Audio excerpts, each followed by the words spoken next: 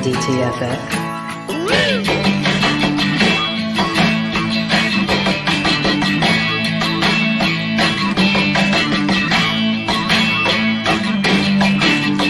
Once again, here is Drinking and Talking Fantasy Football with your hosts, Dustin Lunt and Jake Trowbridge.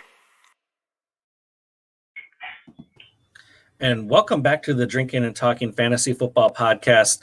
Good evening, everyone. I hope your Memorial weekend was as good as mine, nice and relaxing.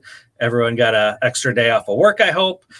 If you didn't, I'm sorry, but I did, so I'm feeling good about myself. We have got a great show tonight. One of my favorite episodes, only because it's the NFC North Divisional breakdown, and I get to actually talk about my Packers with my full biases in full effect and not have to censor myself. So I'm really excited for that this evening.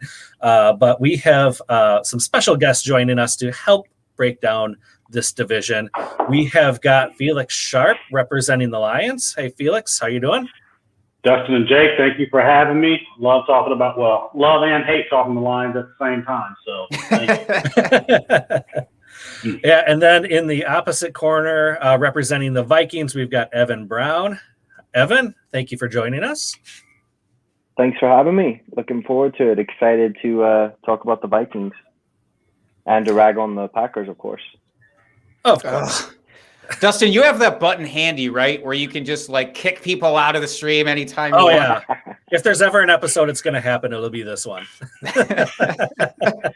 Not represented here, by the way, is those stupid Bears fans team.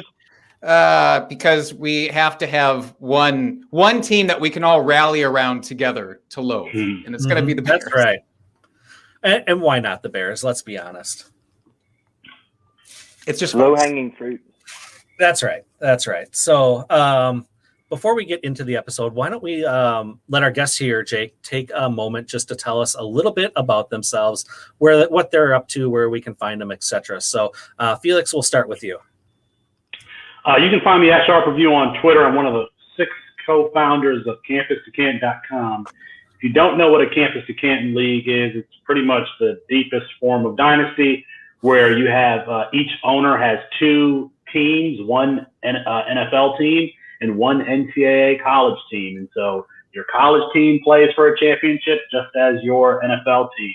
And after the players on your NCAA team, they graduate or they declare for the NFL draft, they're just filtered into your NFL team. So if you've ever played the NCAA video game and you uploaded a draft class onto Madden, you should be playing C2C. That's all a C2C league is. It's just that in a fantasy form. So that's where I'm at Sharpe Review. If you have any more questions about C2C leagues and want to join one.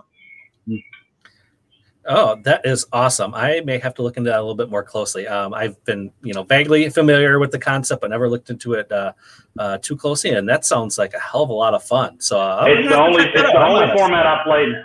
The only format I played. Ooh, nice. It's a good endorsement right there. I see. Absolutely. And Evan, how about you? Yeah, I'm on Twitter, FFEvolution, and I do most of my stuff with Dynasty Nerds at the moment. So I do some Superflex ranking and write some articles and stuff like that there, and then just generally talk crap on Twitter about fantasy. So yeah, that's what I'm up to. Nice. And then I didn't introduce my co-host because I am a terrible host myself. So my co-host, Jake, how are you doing this evening? I mean, I guess fine. If you're going to deign yourself to ask me, I guess I'm doing all right. No, I'm doing great, of course. This is the ultimate of the division breakdowns right here. Mm-hmm. I know you said that we don't have to apologize for being Packer fan. I don't feel like we ever do, but we at least have to acknowledge it before every good thing we say about the Packers. Whereas this episode, we can just get that out of the way up front, and then we're clear sailing the rest of the way. Oh, I always feel like we're just low-key keeping a thumb on top of it. A little bit sneaks out, sure. But we're really trying to keep a thumb on it so we don't go off the rails too often. But before we get into talking about these teams, we always talk about what we're drinking. Felix, Evan, are either of you enjoying a beverage this evening? I'm in Kentucky, so I've got a bottle of Woodford straight bourbon whiskey. Ooh. And I've got a glass here of Woodford. So. Nice, very Lovely. nice. I decided I had to class it up for you gentlemen tonight, so I've gone for some Cardew Gold Reserve single malt Scotch. So Wow. cheers. Nice. Got a lot of whiskey happening on this podcast. Okay. I'm not mad about it. I'll say that. No, I'm feeling left out. I don't hate it. Next time, Dustin. Next time, retroactively, in honor of the two of you, we will have some whiskey going forward here. But tonight right. we don't have the whiskey. We have some beer, Dustin, though. But I am pretty excited about this one. This is one that you've provided. I don't know if you're more excited or scared about this one. I've got trepidation. Let's put it that way. It was a toilet paper word of the day, just so you know. Nice. So this is called Just Slip Away out of Anchorage Brewing Company. It's a sour ale with mango, tangerine, and guava, coming in at a potent 8.5%. And it was actually aged on Chardonnay barrels for 32 months. I feel so fancy, even just after that description. Yeah. Did you get fancy for this particular episode, Dustin? Is that what happened? No, it just happened that way. Oh yeah, pinky out. I could do that. I'm smelling the bouquet, and it's lovely. Right, That's what wine right. drinkers say, right? That's a wine thing. A very oaky afterbirth. That's much classier than me. I was just going to say it tastes good. No, it's actually it's really good. Yeah, I like it. Well done. I'm not a huge sour beer drinker, so I was a little worried about this, but I actually like this. Not too bad. Maybe I'm turning the corner on sours. Who knows? I'm so proud of you. I'm so gosh dang proud. Mm-hmm. All right. Well, Jake? I love it, man. This is like, I'm not a big wine guy, so I don't like Chardonnay. Mm-hmm. However, it's more sour. It's more beer than wine, so I'm on board with this one. You're it's happy. Refreshing. Yeah, it's a little warm. I'm refreshed by it. I feel like we also need to hurry up and get refreshed by our favorite segment of the show, which is the drunk trade of the week. Let's do it. Drunk, hammered drunk. Drunk trade of the week. So this week's drunk trade is technically not a drunk trade, but it's close enough that I thought we could stretch the parameters of this segment here for this one. So it comes from @Kuzma_Nick. He says, I sent Saquon and the 2021 107 for J.K. Dobbins, Chris Carson, and Keenan Allen after being up for 48 straight hours this weekend. So it's a sleep deprived trade of the week, not the drunk trade of the week. But looking at this from the dynasty perspective, there's nothing in here for quarterbacks, so we don't need to dive into the whole super flex or not super flex thing. So gentlemen, to Nick, who sent away Saquon and the 107, are we feeling good about his sleep-deprived return of Dobbins, Carson, and Allen? Felix, can you get on board? He should get some more sleep. He's got to get some more sleep because you send Saquon, who's potentially an RB1, even a game winner, and depending on your format, that 107 could be Travis Etienne, it could be Javonte Williams. So that's a lot to give up for J.K. Dobbins, who is in essence the RB2 on his own team because Lamar Jackson is going to be heavily involved in the running game and the running game at the goal line. Chris Carson, I love some Chris Carson, but Chris Carson was a value at one point. When you're trading Saquon Barkley and the 107, you're losing that equity. So I got to say, I'm sorry, but this is definitely one that you wake up and you wish you had back. I think we've all been there. Evan, are you feeling that sentiment? Yeah. I mean, it's tough because, like, honestly, I love Keenan Allen. Like, I really do. I feel like he's so disrespected, you know, and I do think he's amazing. But The value I just don't feel like is on that side of it, especially in Dynasty. You know, I mean, Chris Carson, I think should be great this year. You know, I really do. I think he's going to be amazing if he stays healthy, which obviously is always an if. But next, you know, moving into next year and stuff like that, I mean, I see Chris Carson as a declining asset, really. Keenan Allen still should be good for, you know, a couple more years at an elite level, which is great. But running backs are so hard to get, you know, stud running backs, you know, especially if it is a super flex. I really don't like it because, you know, you are still getting potentially a Kyle Pitts, a Najee Harris, even who knows at the 107. In a 1 QB, it's a little bit better, but I still don't love it. Like I love the talent of J.K. Dobbins, but I'm very similar to, you know, Sharpe here. I don't love his situation. You know, I just feel like I'm just doing my projections there, and I've got Lamar for another 1,000 yards, you know, rushing and whatever, 8 or 9 touchdowns or something. It's just it's tough to see the super upside with Dobbins there. But that would be my take on it. You know, I don't love it. I'm sorry. We're forming a consensus here, Dustin. Are you falling in line with the consensus? Absolutely. Yeah. At first blush, I was like, oh, this isn't that bad. You know, just quick look. And I'm like, the more I think about it, I'm like, yeah, this isn't very good. Because, I mean, you look at all the names on the other side and you're like, oh, Chris Carson, J.K. Dobbins, Keenan, like they're all, you know, good players. Yeah. And you're like, wow, Saquon in 107. Like, yeah, no, I'm with our guest here. Not a good trade. Get more sleep, my friend. We've forgotten how good Saquon Barkley is. Mm-hmm. How good he is as a runner, that he can break off any run at any given time, and how good he is as a pass catcher. We haven't really seen him and Evan Ingram and Daniel Jones, all those guys healthy at the same time. Hopefully we'll see that this year, but we've really forgotten how good Saquon Barkley is. Mm-hmm.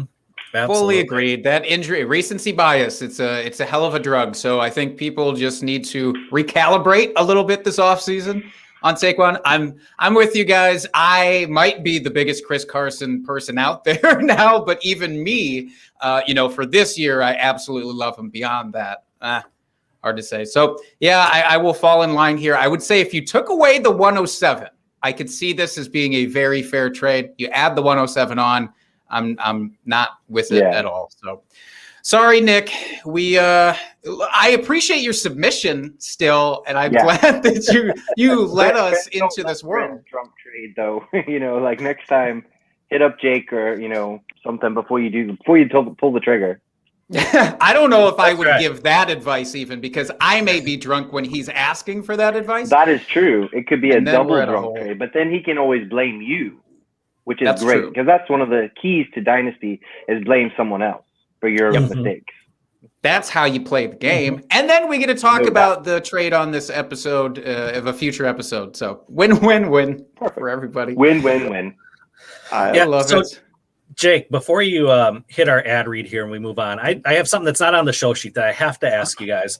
I'm in the surprise. Yes, I'm in the middle of a rookie draft here, and this is a 1 QB PPR league, no super flex, anything like that. And someone named Jared Dokes went at the 109. Miami running back. Drunk drafting? I guess. And I'm looking at the league chat and I'm like, there's been nothing in there. Like, oh my God, I hit the wrong button. Can we, you know, roll this back? That's nothing. It's been complete silence. And I'm not that familiar with this guy other than, you know, he was drafted by Miami super late. Mother in your league? I don't know. Maybe.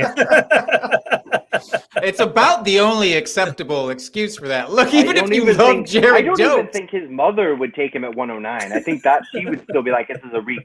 I love you, but if you can't make it to the second, I'm out. Yeah, I mean, that's absolutely a reach. There's no question. It's absolutely a reach. The funny thing is that Cincinnati had a even better running back last year that came out as an undrafted free agent in Michael Warren.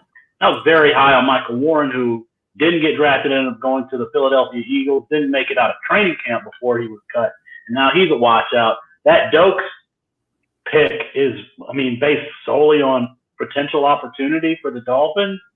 There's no circumstance under which he should be taken at the 109 or even in the second or I- third round. I'd So argue. I've seen him go undrafted in several of my rookie drafts, or go in like the 5th, 6th round. You know, like there's no way. No, just say no. Yeah, Here's my other drafts supposition. I've been in. It's he's been undrafted in there too. So when I saw the name pop up this early, I'm like, I had to quick Google it. I'm like, is there some news that I don't know about? Did Myles Gaskin blow out his Achilles or something? Like, what happened here? And just nothing. I'm like, I'm gonna have to bring this up on the show tonight because this is most curious. My supposition here, hardcore Miami fan, Waddle was off the board. He's like, no, I'm doing it. I'm not going to risk any further drop here and just smash that button there. All right. Well, thank you guys for helping me clear that up and making me realize that I am not indeed crazy here. And that was a not good pick. Not about this. You're not crazy about this, Dustin. No. You know All what right, I am crazy about? I'm crazy about monkeyknifefight.com, Dustin. If you are not using monkeyknifefight.com, you need to head on over there. I know it's not football season right now, but we get to talk about it, and it's on the horizon, and you should get some practice in about placing these overs and unders at monkeyknifefight.com on the multitude of other sports that they offer. They probably have like baseball, basketball, maybe lacrosse is in there, some tennis action, whatever you want, monkeyknifefight.com probably has it. And if you sign up using promo code DTFF, they will match your initial deposit up to $50. That's $50 in free money if you use promo code DTFF. Go to monkeyknifefight.com. I'm crazy about it. Thank you for that, Jake. I love that enthusiasm. So we are going to get right into our divisional breakdown here. And just to preface this, because I've been given a hard time from Jake and or guests previously, I go through the notable losses and notable additions. The word notable is in quotations, just so we know. They may be garbage players, but it's just players that maybe have had fantasy relevance in the past. I'm not saying they're notable now necessarily. So when I say notable, take it with a grain of salt. So let's start with Felix, your Detroit Lions here finished at 5-11 last year, last in the division. I'm sorry, someone's got to finish last. Big turnover here with the coaching staff. Traded away Matthew Stafford, got rid of Kenny Galladay, Kerryon Johnson's not on the team, Mohamed Sanu. Still, we don't know what's going to happen with Adrian Peterson, if they're going to bring him back. The outlaw Jesse James and Danny Amendola. In that big trade with Matthew Stafford, though, they brought in Jared Goff. Our beloved Jamal Williams went over there. We love that mermaid. Rashad Perriman, Tyrell Williams, and Darren Fells. And then in the draft, in the 4th round, Amon-Ra St. Brown, and in the 7th, Jamar Jefferson. So, Felix, why don't you just give us a little overview of your Lions here and kind of what your thoughts are fantasy-wise for the team this upcoming season? Yeah, well, the other notable loss was Matt Patricia, which is a great loss for them. I mean, that guy was supposed to be a defensive guru coming over from New England, and his first game as head coach, he loses to Sam Darnold and gives up like 41 points to the Jets after, prepare on Monday Night Football at home. And so that was foreshadowing for what Matt Patricia's season was going to be like. Fantasy-wise, there are, in Superflex leagues, I like Jared Goff late. I think that Deandre Swift is a potential RB1. You look at what they did in the draft by bringing in Penei Sewell. It sounds like he's going to start on the right side. I don't know why you take a right tackle at number 6 overall. Whatever. He's a very, very good player, potentially using the word generational for Penei Sewell. But they've got Frank Ragnow at center, Taylor Decker at left tackle, and Penei Sewell at right tackle. They have nothing outside at the wide receiver position. Nothing. So this is going to be a team that's going to run the ball. Back in their offensive coordinator is Anthony Lynn, a former running back himself, back in 2015 for the Buffalo Bills. He was a running back coach under Greg Roman, and they were first in the league in rushing. Now, that was a team that had LaShawn McCoy, who had under 1,000, Carlos Williams, if you all remember that name. Then Tyrod Taylor added about 600 yards rushing, but they were a team that primarily ran the ball. In dynasty leagues, I do like Amon-Ra St. Brown, probably second or third round. I don't think the 2021 class was really that strong. So once you get mid-second round or what have you, I don't have a problem taking him. But it's going to be Deandre Swift and TJ Hawkins. Those are the primary assets for this team. I'm not a particular fan of Jared Goff. I wanted the Lions to consider taking a quarterback. They passed on Justin Fields. But when I think about it, this is a team that doesn't have the infrastructure to support a quarterback. They don't have the skill position players. They don't even have the offensive coordinator or quarterback coach to really groom a young quarterback. Again, Anthony Lynn is their offensive coordinator. He's a former running back. Dan Campbell, he's a former tight end for an 0-16 Lions team back in 2008. And their quarterback coach, Mark Brunell, is relatively new to coaching. Mark Brunell, former Pro Bowl Jacksonville Jaguars quarterback, but he doesn't have a track record for developing quarterbacks. So, I think that the Lions are building the team the right way in that they're like, okay, we're going to start up front. They started up front with Penei Sewell, and then in the second round they got Levi Ozarike as a defensive tackle. I feel conflicted because I don't like some of the antics coming from the head coach, but I do like their personnel moves. It shows that they're kind of building from the ground up, starting from the interior. But fantasy-wise, the Lions are going to be – they should be a boring team except for those two players, Deandre Swift and TJ Hawkinson. I'm not bothered by Todd Gurley coming in and, visiting the Lions. I'm not bothered by Jamal Williams. I think DeAndre Swift is going to touch the ball a lot more than he ever has at this point in his career, either at Georgia or in his first year in Detroit. So DeAndre Swift is an RB1 for me. Mm-hmm. Jake, how do you handle that disrespect to Jamal Williams? I mean, that's my initial question. I let it slide right off of me like a good mermaid would. That's what I do. No disrespect to Jamal Williams. I just think that, the volume, there's nothing else for this Detroit offense. They're both going to get plenty of touches and targets because there's nothing else there. So maybe Jamal Williams is a flex for you. No, I was more upset about the disrespect for Geronimo Allison. Come on. Stop it. Even as a Packers homer, that is just ridiculous. Former fantasy darling.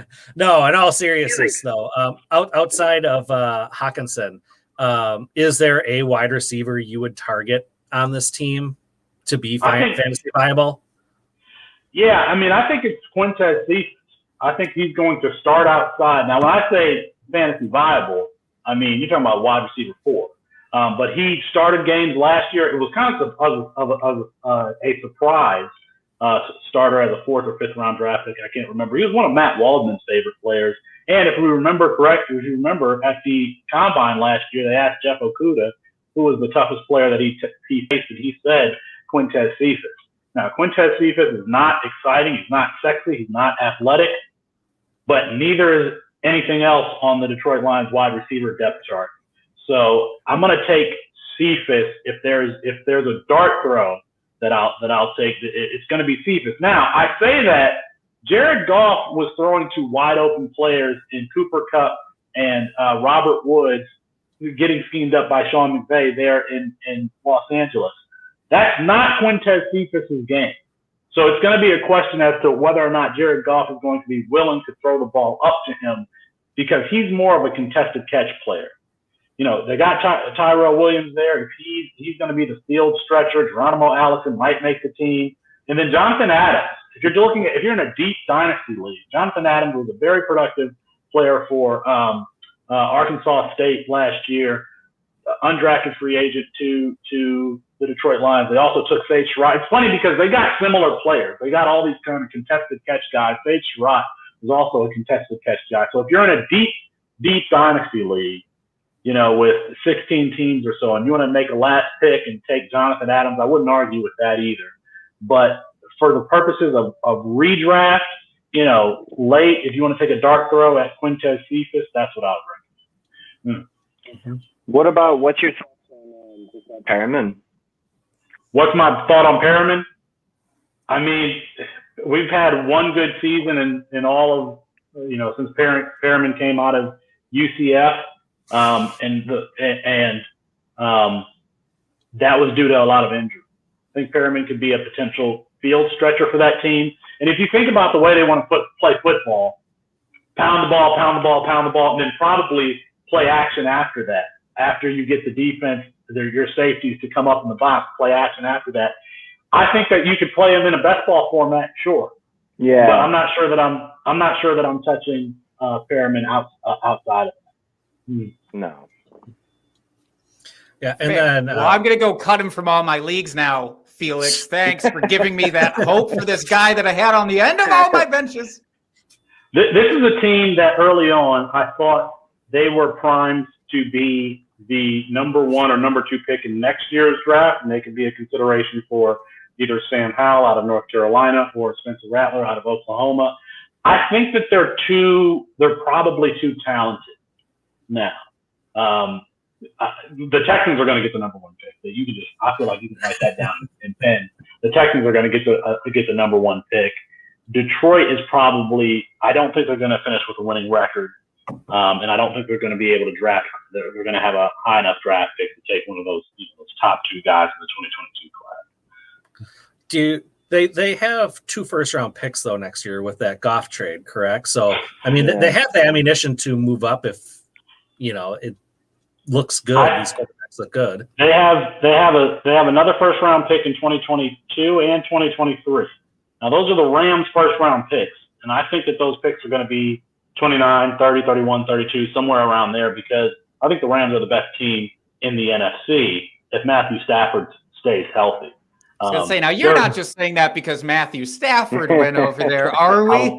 No, I love me some Matthew Stafford, but if you look at that team from top to bottom and everything that they have, and you got to remember, Aaron Donald was not healthy last year, so he wasn't able to be the disruptive force that he would normally be. You throw Matthew Stafford in there, and again, with Sean McVay calling the plays, and then they added, I know we're not talking about the Rams, but they added Tutu Atwell, and they already had Van Jefferson there. And Matthew Stafford is a much better deep ball passer than Jared Goff. I think that's going to be a team that can beat you in a number of ways. And then Cam Akers is in his second year rushing the ball. I don't really see a weakness for Here's that, what I actually wanted Rams. to ask. Because you did bring up the Rams, and because we were talking about Deandre Swift and him being one of only 2 potentially fantasy viable guys, meaning that could reach the upper echelon.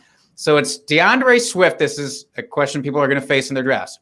You're on the board. Deandre Swift is there. Cam Akers is there. Now, I want to go first to our unbiased guy in the room with Evan, and then I want to come back to you, Felix. But Evan, if you're facing that decision, DeAndre Swift or Cam Akers in your draft, do you have a firm preference right now? That is such a tough question.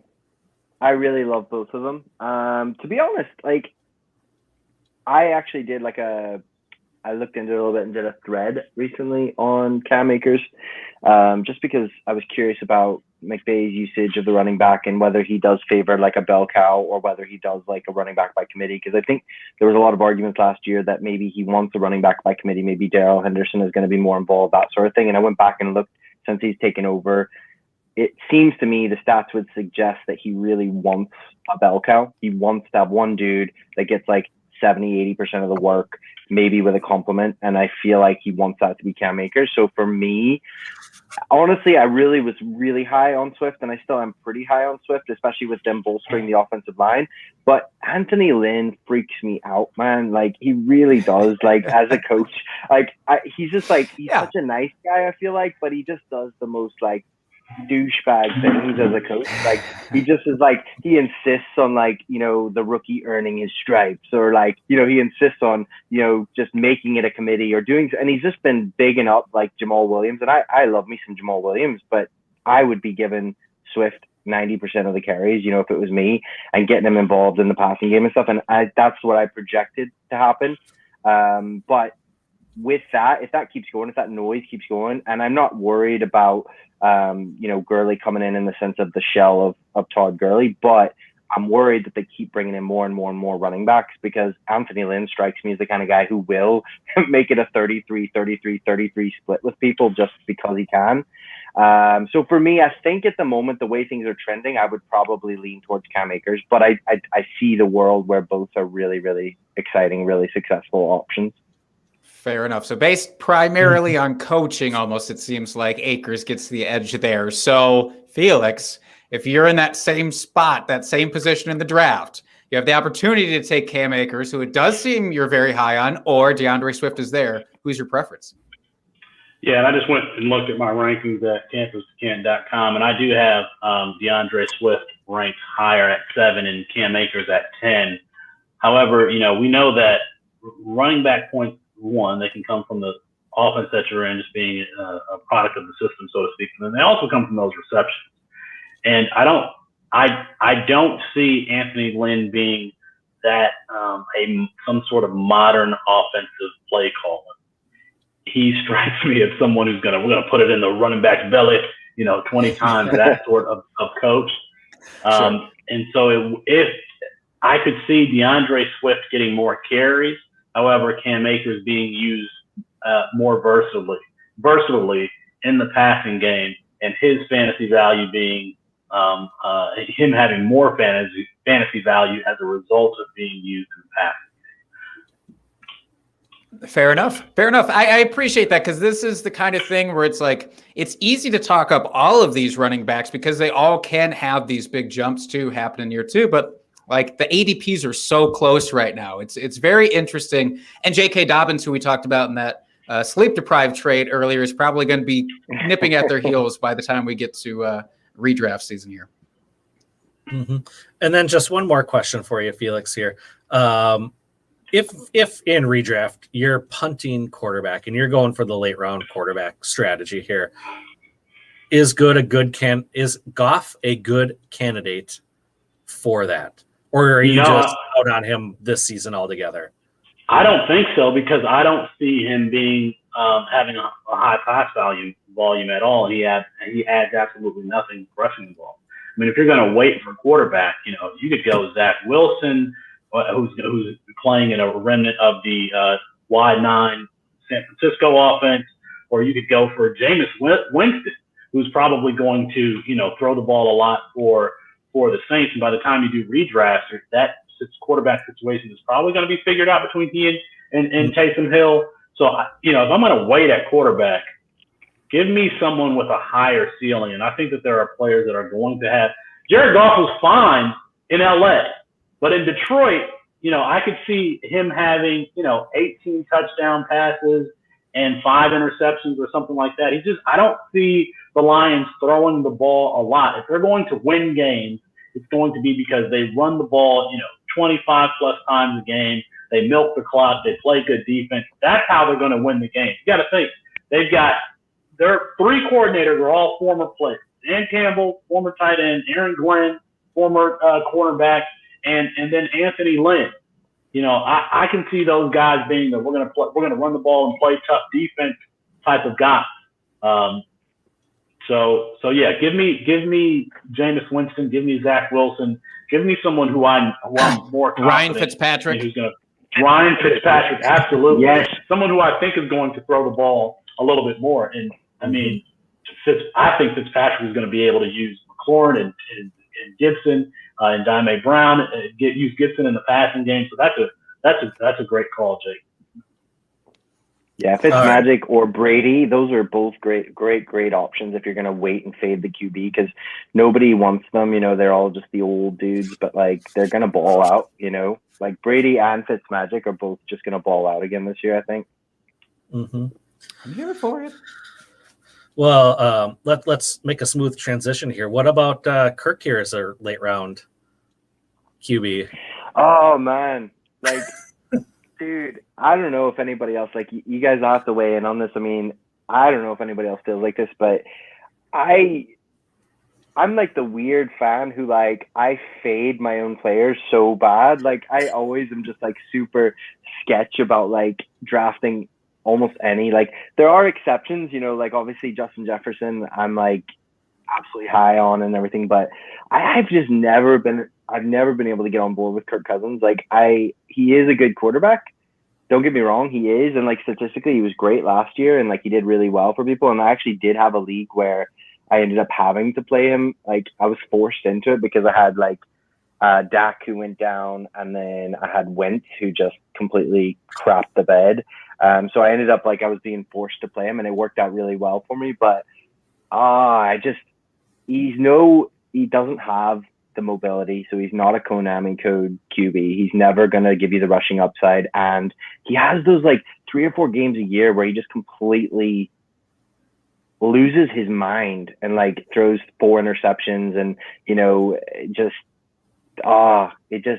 it kills me. So I don't know. I mean, he probably is a fine late round, but like I can't do it unless I'm absolutely forced, and like he's like the only good option. I just can't do it,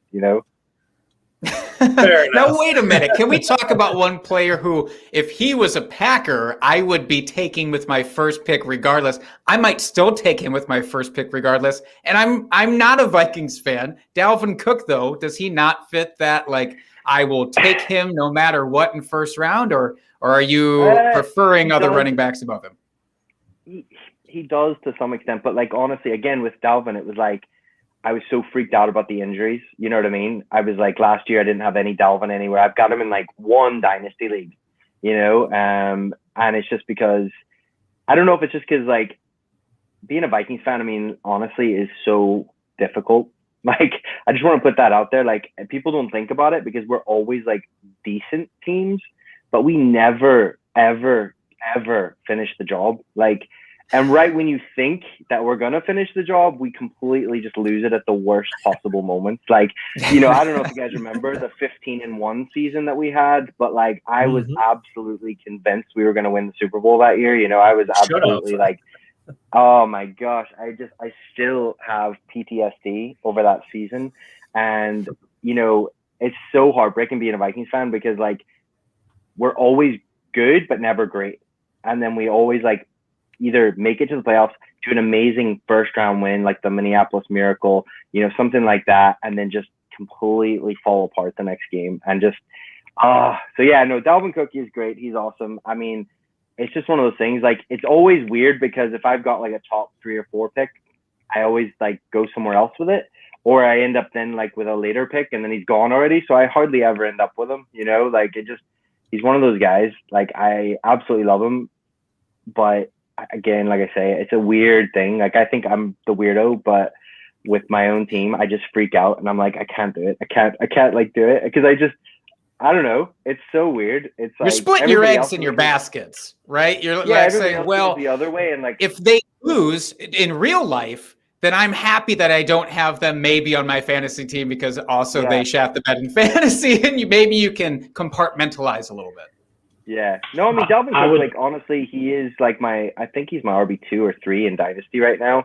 So I definitely do respect him, and I think he's amazing. It's just so hard for me personally, like in my own teams, because I'm always like worried about the injury thing, or I'm worried about, whatever. But no, he is genuinely like amazing, and is, in the passing game as well is brilliant because like Felix was saying, I mean, one of my recent articles, I did a little number study on like the last 5 years. And in the last 5 years, the average RB1 has averaged like 80 targets a season. So like to be an RB1, you need to be getting peppered with targets. And like Dalvin definitely gets that, for sure. It's true. And now there's no Kyle Rudolph there. Felix, what were you going to say there? Can I just throw in here, Evan, you're saying how hard it is to be a Vikings fan, and you 15-1 season. It's been 10,376 days since the Detroit Lions last won a playoff game. Oh my goodness! 1994. So. Oh my goodness! To the day. It's like the Olympics of suffering.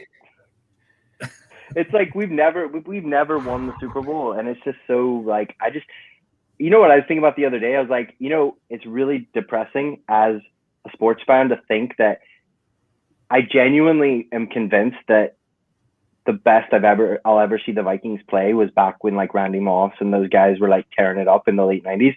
And like that's so heartbreaking to think that I've already peaked as like a Vikings fan because I'm like, I love the Dante Culpepper, Randy Moss, Chris Carter teams. It was what a beautiful time, like even though we always broke our hearts in the playoffs or up to the playoffs, but man, it was just great. Owning the Packers on Monday Night Football was amazing. God, I'm so glad I barely paid attention to football back in those days. Felix, I just want to say, I have this image of you right now with a giant whiteboard in a room just ticking off days as you add to that tally of how many it's been since the last playoff win. And it's just like now got to be on all four walls. Like a psychopath or something. Like if you walked in and thought that, it would be like, this man is still a serial killer. You've got like the photos of the people that can get you that playoff win also posted up there somewhere, connected with yarn. It's just probably a very, let's say, atmospheric scene wherever that is. It's like that gift from It's Always Sunny in Philadelphia. Like the whole map with all the strings. It's a Pepe Sylvia situation we got going on here for sure. Yeah. So kind of skipped over it a little bit. Additions and losses here for your Vikings here. As Jake mentioned, no more Kyle Rudolph. He went off to the Giants and then lost Mike Boone, again, notable. And then didn't really bring anyone in free agency. They were pretty quiet. No one of real fantasy relevance. And then in the draft, they had an interesting draft as well, I would say. Third round, took quarterback Kellen Mond, who is, completely different from what Kirk Cousins is. And then running back in round 4, and I'll just say Keen, and I won't butcher his last name. I'm sorry there. That's better than I could have done. Thank you for that. And then in the 5th round, Amir Smith-Marset, and then Zach Davidson, tight end, also in the 5th. So how do you feel about that draft? I think it's like one of those drafts that is better for the NFL team than it is for your fantasy teams. I think our offensive line was a concern last year, as it has been for several years. So I think, we got Christian Darrisaw in the 1st round, and then we got another, what was his name, from Ohio? We got him in the 3rd round. So I think we were trying to bolster the offensive line, which obviously is a team that I would say primarily wants our identity to be the run game.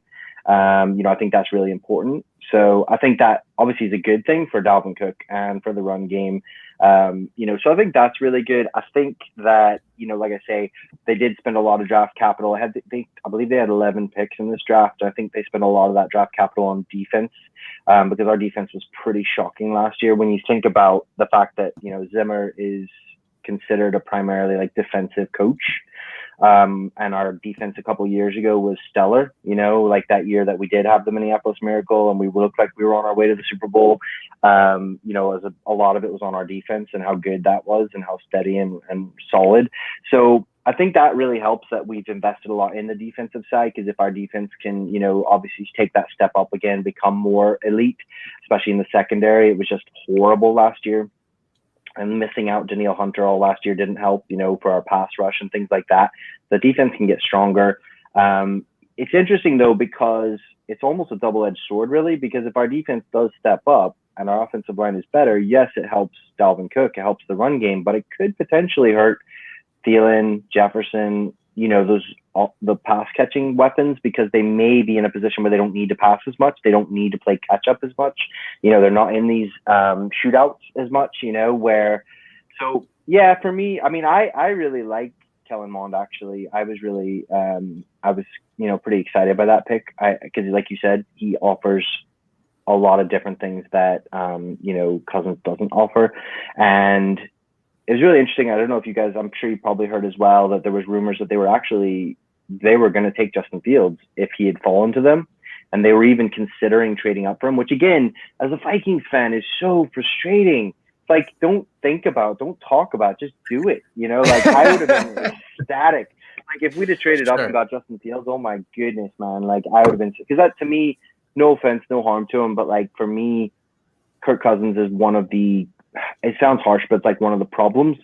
Like, I think he's a great quarterback. I think he's a solid quarterback, but I don't see him as the kind of quarterback who's going to he's not going to win you a Super Bowl? I don't believe, unless you dropped him in the perfect situation with the perfect, if you drop him into San Francisco, maybe he wins the Super Bowl. You know what I mean? Because he is very accurate, and he has some solid, he is a solid passer. But I mean, he's not that kind of quarterback that can like think on his feet, run, make things happen. If he starts getting pressured, he gets panicked, he gets nervous feet, he makes stupid. He's Andy Dalton throws. in Minnesota, right? He's not the problem, but he's not the solution. He's Andy Dalton. Yes. He's fine. Mm-hmm.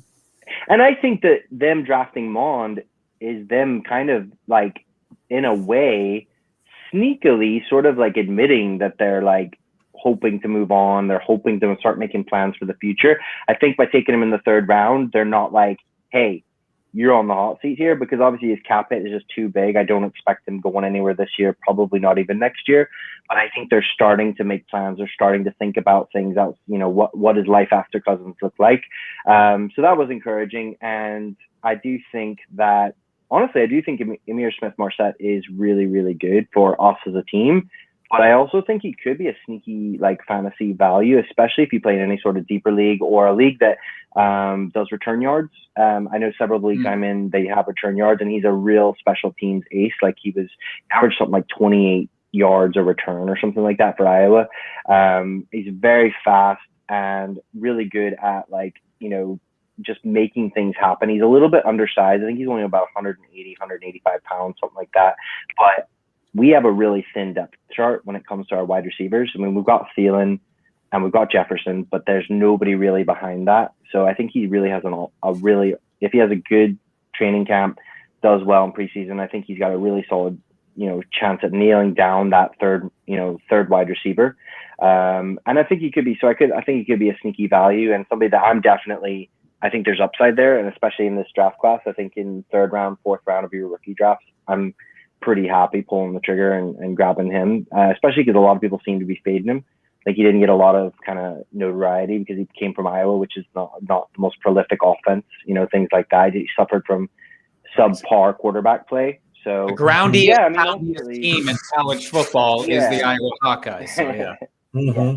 So no, definitely. I mean, I think, like I said, I think it's one of those better for the NFL than it is for fantasy, but I do think there's some interesting plays there. I do think, from what I've heard so far, Irv Smith sounds like he's come back in amazing shape. He's really hit the ground running, and they're expecting a big leap from him this year. And, so I do think from a tight end perspective, that's a really intriguing option, for anybody, especially if you are looking more at redraft and stuff. I'm more focused on dynasty myself, but if you are looking at redraft, especially if you've got league mates that haven't been really paying attention much, they're probably not really thinking about it. But with Kyle Rudolph gone, with there being such a thin depth chart, and with Irv Smith, he was a pretty highly touted, tight end coming in, athletic, and just really got a lot. He's really good at, contested catches and over the middle there and stuff like that. Good safety blanket for Kirk Cousins at times.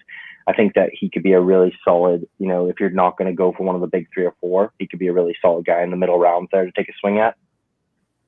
Nice. Yeah, the depth chart, like you say, it's nothing. It's Irv Smith, and then it's Zach Davidson. So any love for that new recruit? Conklin as well. He did start getting a little bit of play near the end of the season last year. So he could be somebody to keep an eye on, especially in dynasty leagues if it's deeper rosters and things like that. But I would pretty much focus on Irv Smith, really, from a tight end perspective. I got to throw my hat in for Zach Davidson. He's been somebody that I've been shouting for since the fall. Central Missouri did not play this year, but he's a Division II tight end who averaged 19 yards a catch for just under 900 yards his last season at Central Missouri, which I guess would have been the 2019 season. This is a player who tested, around 9 in the RAS score that Kent Flatt puts out there for you. Very athletic player, the requisite size, 6'6", 245, late bloomer, was a punter and basketball player in high school, and then went to Central Missouri as a punter, was actually a record-setting punter at Central Missouri in his junior season. It's the season that he broke out. For that type of player, and the Vikings are always going for these athletic guys, for that type of player to not play in 2020 from a Division II school and then get 5th-round draft capital, that's a very big deal to me. That's a big deal for me for that type of player. If you search my name on Twitter and Zach Davidson. I've got videos talking about him. I also talked about him on the Dynasty Nerds film room. I can't remember which one it was, but I got my own little sleeper at the end of, we're talking about Elijah Moore, a more prominent player, and then I got to talk about, a sleeper. And Zach Davidson is a guy that I highlighted. And so I'm, another guy, if you're in deep dynasty league, at the end of your 4-round draft, you're in 16-team leagues, you want to take a shot on Zach Davidson, I would do it. Sounds like maybe I need to cut Rashad Perryman off these teams and add Zach Davidson instead. So I have a plan of attack now. So I'm on that. I am always smitten with those athletic tight ends that are good enough to get, like you said, that draft capital where they aren't just and they aren't just blocking tight ends who get high draft capital, because that's sometimes a big misnomer there. So good call out there. I'll be adding him to my radar for sure. Mm-hmm.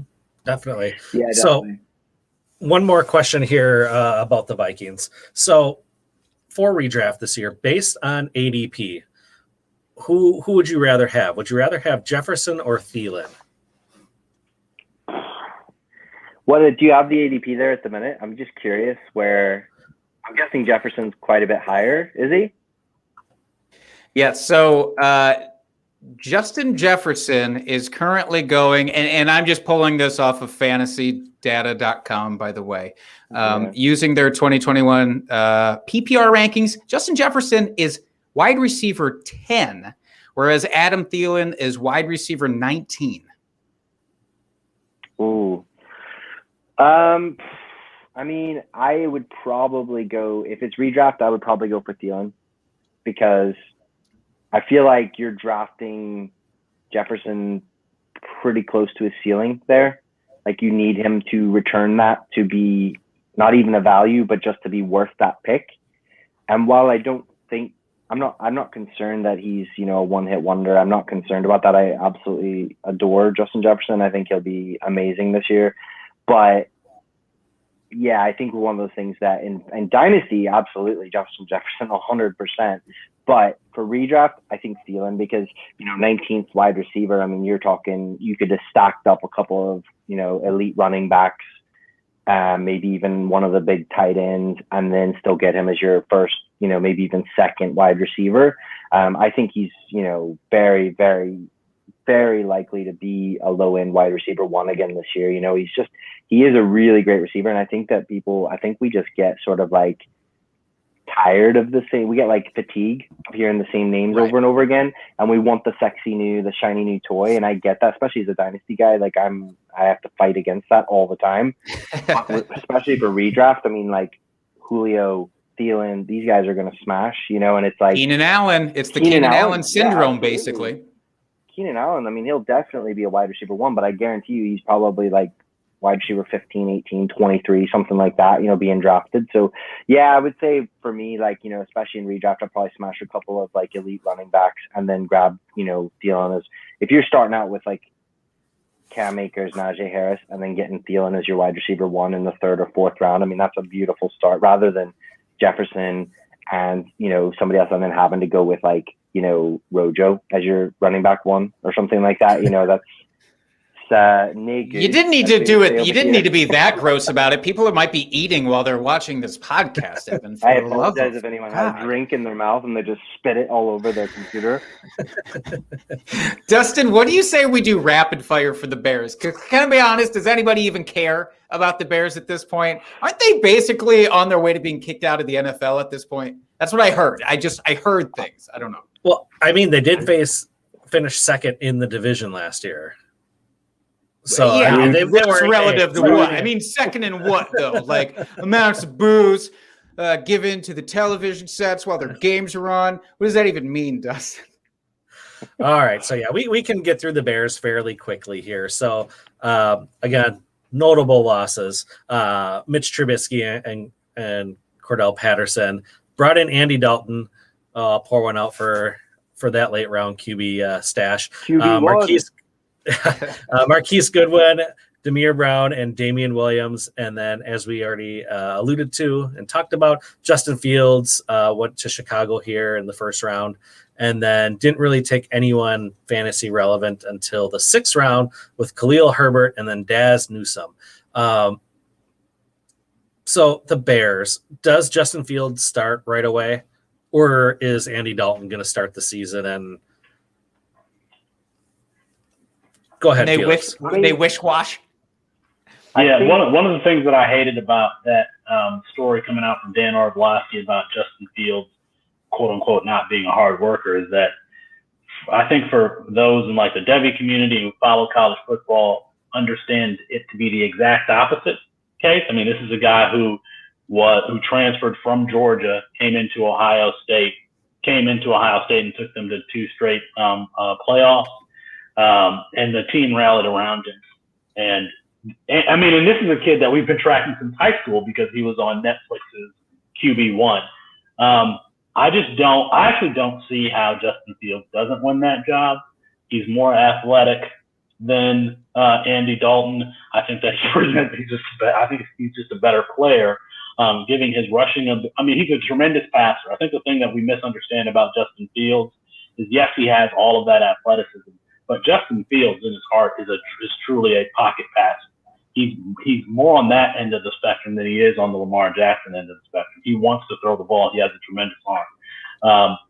And you have to have a tremendous arm for it to cut through the wind there in Chicago off the lake. So I don't really see how Andy Dalton could start for them, given, what I perceive to be Justin Fields' work ethic that matches his talent and ability.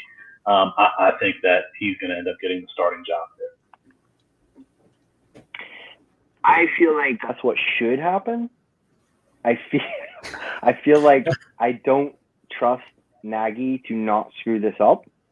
So I feel like Dalton will probably start for the first 3 or 4 games until he has an absolute nightmare on prime time or something, and then he'll get yanked for Justin Fields.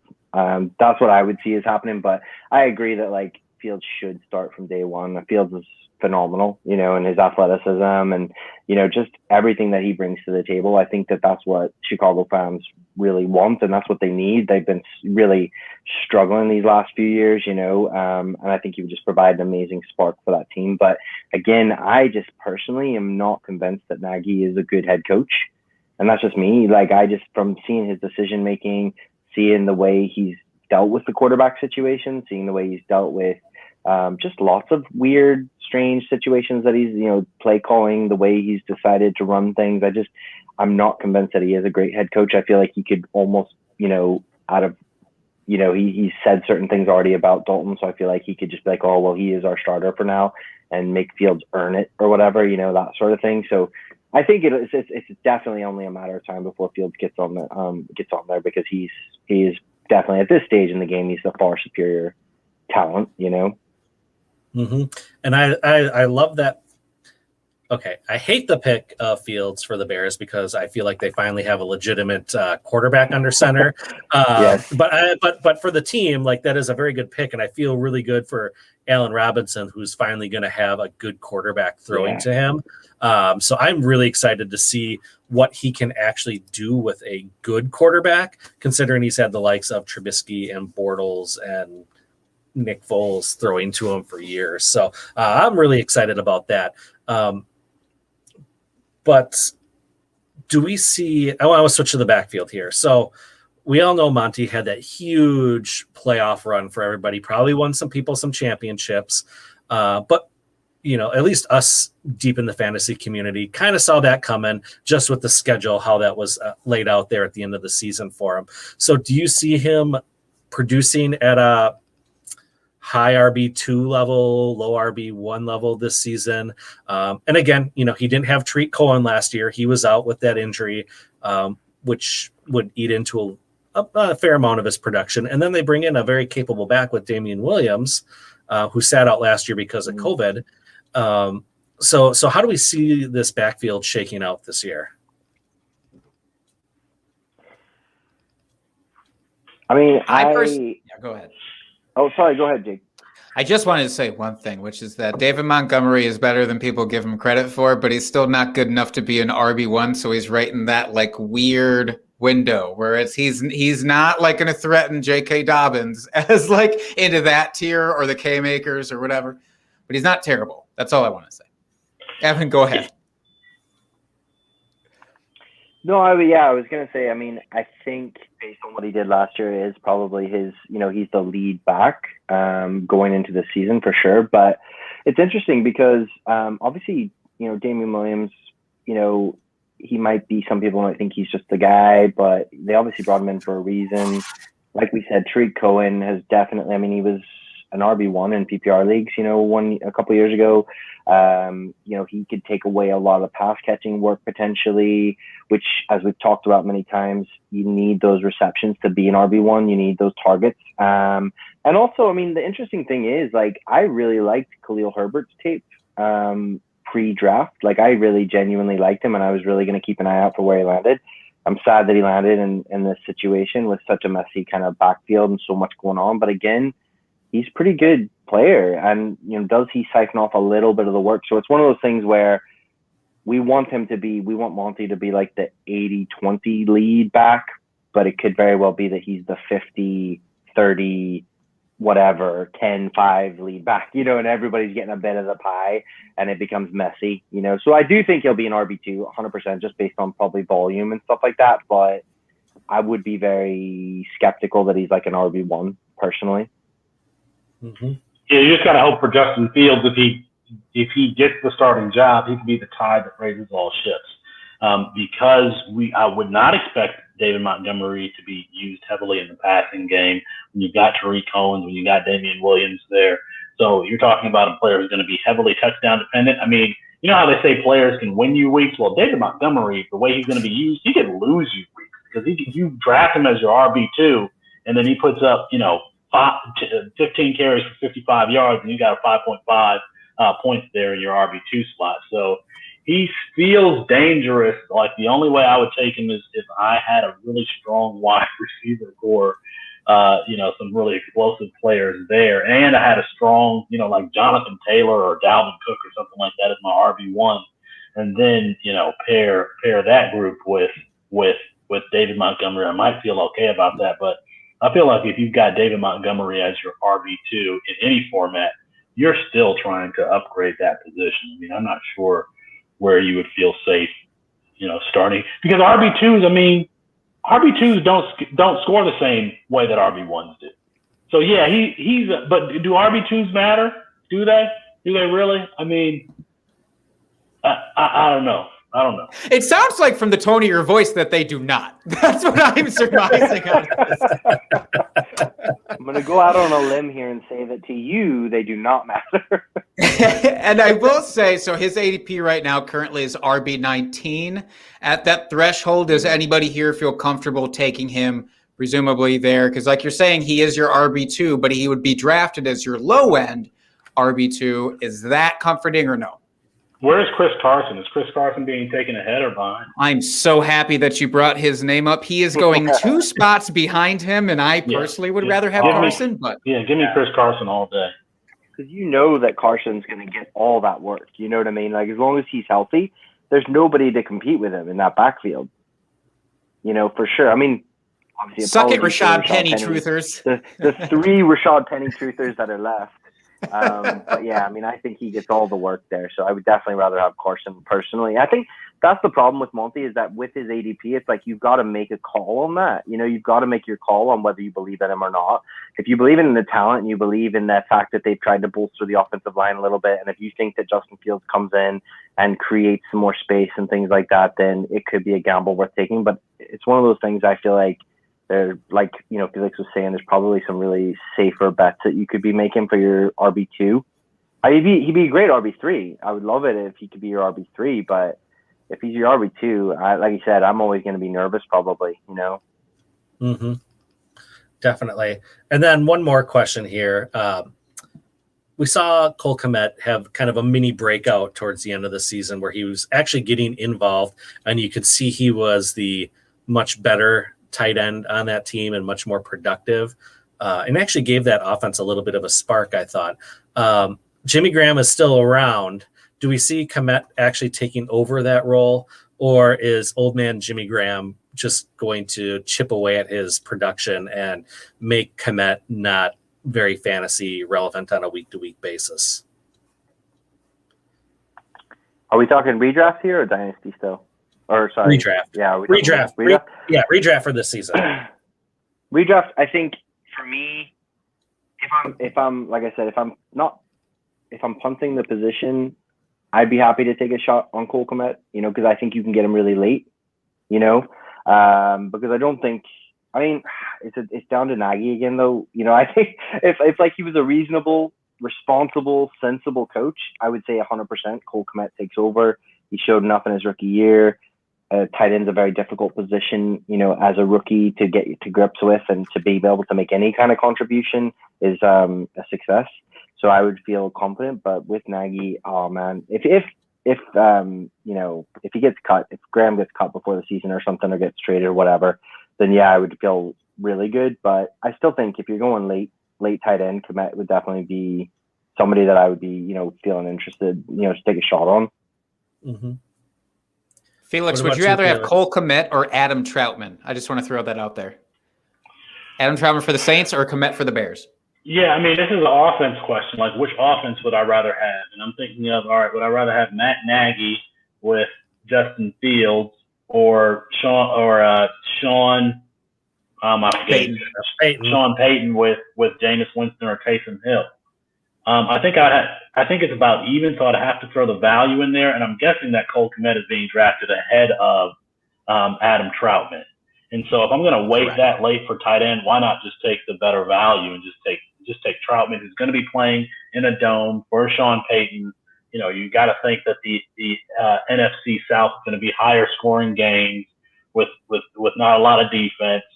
So all those factors just lead me to believe, all right, let me take Troutman, but I don't feel great about it, either of those options. Fair enough. I don't blame you. All right. Any last thoughts about the Bears, or should we just move on? We have to mention Darnell Mooney. We have to. To the Mooney. Love Darnell Mooney.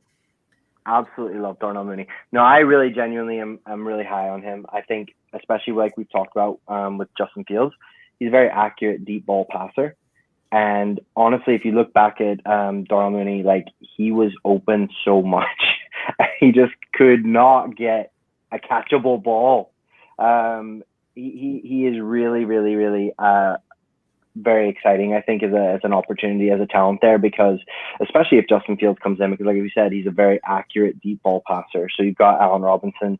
So he's never going to get the primary, cornerback. He's never going to get the shadow treatment. He's always going to be the second or the third, option potentially. But I think he definitely is somebody that, in redraft I'm interested in later on, because I think he'll be a real value. I think you can get him mid-rounds, later rounds even, because especially any sort of casual fans, they probably aren't even thinking about him. They probably don't even know the name, but honestly, he looked really good last year. He had some big games with Mitchell Trubisky, with Nick Foles. And if they can get Justin Fields in there, especially if they've established some sort of run game, which obviously they did take, didn't they take Kevin Jenkins? They've tried to bolster that line a bit. If they can get the run game established, Allen Robinson's going to eat. If Cole Kmet's stepping up a little bit, I think Darnell Mooney could be a terror for them, down the field, stretching the field, and getting some accurate passes from Justin Fields. Definitely somebody I'm really, really interested in, especially in Dynasty, but even for redraft or best ball, 100%, I'm really interested in Darnell Mooney. Wide receiver 57 currently in ADP, so absolutely one of those late round guys you could get. Mm-hmm. Yeah, he's one of my favorite targets in best balls later on. I love snagging him in those double-digit rounds. Yeah, you're printing money there. Mm-hmm. All right, and now we saved the best for last, and we can spend the next hour talking about the Packers here. Show's over. Thanks very much for coming. Yeah, let's hear about those Jordan Love-led passes. Let's go. Don't even put that out there. Don't you put that evil on me, Ricky Bobby. Shots fired. Talk about it, Dustin. Yeah, so Yeah, I guess we just rip off the Band-Aid. I mean, the Packers didn't really make any additions free agency-wise, either losses or additions, unless you count Blake Bortles as a notable Which addition. I do not. No. We did finally draft a wide receiver in the 3rd round in Amari Rogers, and then took Kylan Hill in the 7th running back. But, yeah, Jake, I'll let you start. Oh, good. How do you feel this Rogers drama is going to play out? I've been so wishy-washy, so flip-floppy over this whole thing, because every new bit of news, and I say news loosely, like your notable additions and subtractions, it is news in quotes, but every time that another blurb comes out, it's, oh, that guy is so comfortable looking, he could retire tomorrow and doesn't seem like he'd have a care in the world. Then I keep hearing these things from former teammates of his. AJ Hawk is a big one. He's, of course, on the Pat show. The Pat, what the hell? Oh, my God, I feel so terrible. Thank you. Oh, my goodness. I hope Pat's not watching. The Pat McAfee show, AJ Hawk is always on there talking about how reasonable, he is, and how this is basically a fixable situation. The word fixable keeps coming up. With him, with former fullback John Kuhn always getting interviewed. I think it can be fixed. I think he comes back. I think it's going to be high drama for another month before he does, but I think he comes back. And I think it's for 1 year. I literally think it's for this final farewell year. So if you have him in Dynasty, I think you're actually hoping that he gets traded to Denver, because that might be more of a long-term solution than him sticking around in Green Bay personally. I think that you are not banking on him retiring in Green Bay. But I think one more season is very much in the cards. I just don't want to see Jordan Love yet, because I've heard terrible things about Jordan Love coming out from the Packers camp, by the way, which instills some confidence in that 1st-round draft pick. A full year now, and they're like, well, we don't think he's quite ready. So that gives you some pause. Mm-hmm. Felix, you're going to say something on this? Yeah, I mean, I listen. I think that Aaron Rodgers is going to play for Green Bay or play for no one this year, and I also think that he is not going to sit out on his teammates. He might not like the front office, but he's not going to. He has a good relationship with Davante Adams and Aaron Jones. I don't think that he's going to sit out on those guys. So, best case scenario for the drama is that those guys stage a coup and they all sit out. But I don't think that there's any chance that you get to week 1 and Davante Adams and Aaron Jones are suiting up and Aaron Rodgers isn't there and they're going to go to bat with Jordan Love. I just don't see that happening. Agreed. That's great. And I do want to point out, too, it's like oh, sorry. Go ahead, Evan. It's just because it's going to be Blake the Snake, I was saying. God damn it. I wish I hadn't called you back into this conversation. I do have to say, the whole offseason, of course, Rodgers has not shown up, and then a bunch of wide receivers did not show up. Basically, the top 5 off the depth chart didn't show up to voluntary training camp, and I don't think that's as big of a deal as some folks are making it out to be. But I will say, I mean, Dustin, I don't know how nervous you would be about the Blake the Snake-led Packers in 2021. It would tank everybody's value for me, except for, maybe ironically, A.J. Dillon. I think that is the best case scenario for A.J. Dillon, because I think they would actually lean on him so much more. I would hate it for literally every other player in terms of fantasy, but I could see that him making a path to relevance based off of that. Mm-hmm. I don't know. Are you nervous that he's going to sit out, Dustin? No, I don't think he's going to sit out. At least this season, he'll play for the Packers. There's part of me that feels like we've made it to the NFC Championship game 2 years in a row now. Had a very good record. He seems to fit very well in this LaFleur-led offense. We saw just the fireworks this last season. And I don't know if he's one of those players that is concerned about his legacy in the league or wants to have multiple Super Bowl rings. I know that's always brought up about Rodgers. Well, he only has the one ring. He's considered one of the great quarterbacks, but he's only got the one ring. So I don't know if that drives him enough where he wants to come back being as close as the Packers have been the last couple of years to try to make that push and win at least one more Super Bowl. So I think this year he'll be there for sure. But yeah, outside of this year, I'm a little less confident. That's fair. Now, I think, all right, so let's just say hypothetically Rodgers is starting in 2021, which I think there's a somewhat of a consensus here that would be the case. So Rodgers starts. Then obviously Davante Adams, I fully maintain top 3 option without a doubt. It wouldn't even cross my mind. I don't think it's worth spending time on him, but it's just the matter of, does anybody else in that wide receiver core matter to anybody, whether it is the new guy, Amari Rogers, or whether it's somebody else? Evan, do you have a stance on somebody from the wide receiver stepping up and out?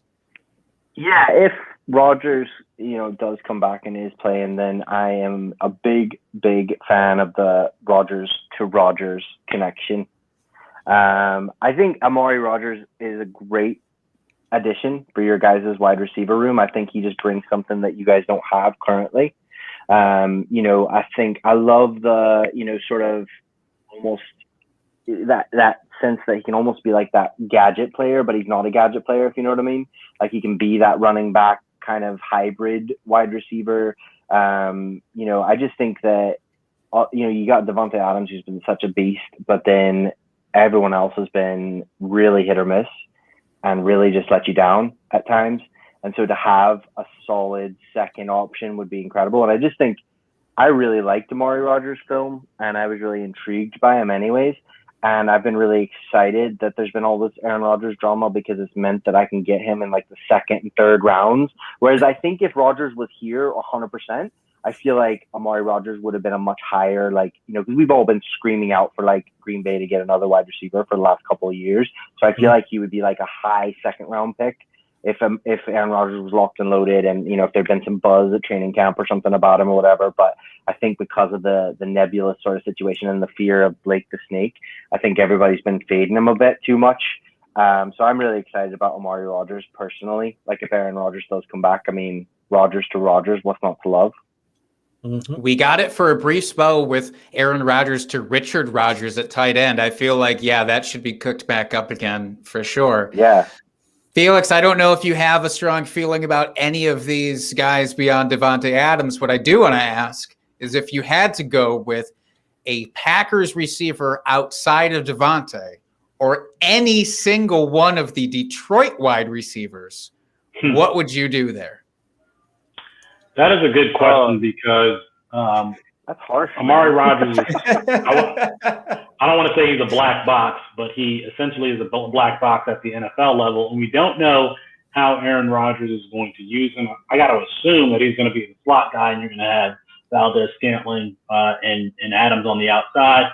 I've loved Equinemius St. Brown coming out, but apparently their whole "we don't stretch" thing is turned off the NFL because we even saw Amon-Ra St. Brown fall in the draft. Green Bay definitely has the better offense, the better passing offense, more passing volume. So I think I have to defer to Green Bay. And it's just a matter of whether or not it's going to be Rodgers or Scantling. Now, I don't think that we're going to see Marquez Valdez-Scantling, put it all together. We've seen it in spurts, man. We've seen him drop touchdown passes and catch long ones in the same game. I still like him at his at his cost, draft capital wise. But where was Amari Rogers taken in the third? Was he a third round pick, fourth round? He was third round. Yeah, they traded up. I think I'm going to say Amari Rogers because there is not another player with his skill set on that team. I don't think that there's, I think that he's going to play the slot, or either he or the guy out of Iowa State who I can't. Alan Lazard. Yeah. Alan Lazard. Yeah. But there, Rodgers, before he was injured, was kind of a yak guy that you could throw the ball to in the backfield. At least Clemson did. And I don't know that there is a similar player on that team. So give me the black box that is Amari Rogers, but I don't love these options. here at all. I'm sorry to do that to you. That's I do fair. feel like I set you up, though, because I knew whatever your answer was, we were going to be happy with it as Packers fans and as Badgers homers, because I know Quintez Cephas is on your radar as the top Lions guy. So I figured either way it was win-win for all of us involved here. But to your both of yours points about Amari Rogers, I do like that we got that kind of maybe Deebo Samuel-ish receiver on our team for once. Tavon Austin came over for like a week last year, and that was fun. But I think it's time for some new blood in that kind of role. Mm-hmm. Yeah, absolutely. Are we all disrespecting Devin Funchess here? Yes. Yes. Without question. I mean, I know he sat out because of COVID last year, and it wasn't an injury related, missing time or anything. But my days of believing in Funchess of doing anything are long past. I mean, he'll probably make some plays here and there. He'll be like an MVS where he'll make some splash plays, but I don't think it'll be anything on a consistent basis. No, I'd rather draft Blake Bortles. God. If we could mute your mic every time that you start to say Blake, that would be terrific for me. I do want to ask, like I'm swearing, like if I could just beep. Oh, really? It's what it feels like. I do want to ask though. It feels like this is kind of the tight end episode, honestly. Mm-hmm. But so it is gross, and we all know that it's a dumpster fire after a certain point. That line may be a little bit different for everybody, whether it's the top 5, the top 6, the top 8, whatever, tight ends, maybe not even that. But we're always scrambling for relevant tight end guys. So Big Bob Tonyan came out of nowhere last year, of course. A lot of that was tight end dependent. He scored a lot of touchdowns. But do we have any belief that Tonyan can come close to the same production that he had last year? Let's say, would you rather take Tonyan, who's going to be going a little bit earlier in drafts, or wait to take that Cole Kmet, Adam Troutman, whatever, maybe even Irv Smith, later-ish guy? But Tonyan is going late himself, so I'll take the tight end connected to the better offense. So at that point, especially in redraft, I don't have a problem taking Tonyan, but I think that he's a player that you want to pair with someone else if you're going to take two tight ends, and hopefully you catch lightning in a bottle. Maybe it's Irv Smith, maybe it's another player, maybe it's Jonnu Smith with New England. Catch lightning in a bottle. You get a tight end that finishes as a tight end 1. But I'm so disinterested with tight ends. They all seem to be the same. Very true. Yeah, I'm expecting a regression from Tonyan this year, just based on the touchdowns, because he didn't have a ton of yards, but I mean, just all those TDs he was catching. I don't expect that. I think the offense as a whole is probably going to take a little bit of a step back in the touchdown department this year. They'll still be very prolific because all the pieces are still there, but they just won't be on fire like they were the entire season this last year. So one last question here. A.J. Dillon, the quad man himself. Do we see him eating into Aaron Jones' production, or will he just really step into that Jamal Williams role and just he'll get his touches every game, but Aaron Jones will still be the guy and still be an RB1? That one. The latter, apparently, Evan. Yes. So I will take option B, please, and thank you. Felix, you're taking that matters same a option? little bit. I do think it matters a little bit whether Aaron Rodgers is back in the picture in this scenario, but in general, I tend to believe that they wouldn't have paid Aaron Jones. They wouldn't have brought him back if they were planning on just giving Dillon loads of work and making him the dude. Do you know what I mean? So for me, I think he becomes the Jamal Williams sort of character. He might be annoying at times. He might have a big game, a splash game now and then, and take away from Aaron Jones. But in general, I Aaron Jones is a stud. He's locked and loaded. I'm definitely not going to be like, oh, I'm going to pass on Aaron Jones so I can grab AJ Dillon in a couple rounds. No, thank you. And Jamal Williams was a plus asset in the passing game. AJ Dillon is not, and that's where Aaron Jones gets his value from. So where you might see AJ Dillon brought in on the goal line, a short yardage or whatever, there's not another, there's no Jamal Williams who can be used on third down and vertically in the passing game anymore. That threat isn't there. So you could see, and they did just re-sign him, Evan, as you mentioned. You could see Aaron Jones have really another splash year, given that all of his when Aaron Jones is good, it's because they're throwing him those wheel routes, they're lining them up out wide like they did against Kansas City, and throwing slant goes to him, because that's the type of player that he is. He's so good. Like, in all seriousness, I mean, if you can, even with your Packers bias fully intact, would you say that Aaron Jones is probably the most disrespected, like, running back one, like, at the moment? I feel like everyone fades him and everybody, like, hates on him and everybody sort of, like, discounts him. I don't know. It just feels like for what he is and what he actually produces, like, you'd think he was, like, RB 18 last year. You know what I mean? Yeah, sure. I think It everyone happens just every year. Yeah, I think everyone just expects the production to drop off, and probably because he's a later round pick. He wasn't a first, second round, third round pick. He was in the fifth round, I believe. Either the fourth or fifth round. I think. Yeah. Yeah. So, I mean, he didn't have a ton of draft capital behind him. So I feel like that's why people kind of discount him. It's like, well, he was a late round pick and, it was just kind of a flash in the pan. And I think he's proved that otherwise. And the Packers paid him that way too. So, yeah, I love it. So, Jake, do you have any last thought about our Packers here before we get out of here this evening? I don't. I'm just proud of all of us for sitting here talking this out like true gentlemen that we are. And I'm excited for the 2021 season. Yeah, me too. All right. So I'll have you, our guests here, one more time. Tell us anything you want to tell us, where we can find you, things you do like that before we let you go. And also want you to tell us how these teams are going to finish in the division, first to worst. So, Felix, why don't you start us off here? Well, Detroit is going to finish last. Okay, saying that. And I suck at introductions because I always forget something. I have a weekly podcast, the Devy Debate, Wednesday nights. It's live, and then the podcast is available the next day. We talk about college football, primarily Devy, college football, campus to kin. Gentlemen, thank you for having me on. Devy Debate Wednesday nights, really good show. CampusToCan.com, Sharpe Review. That is where you can find me.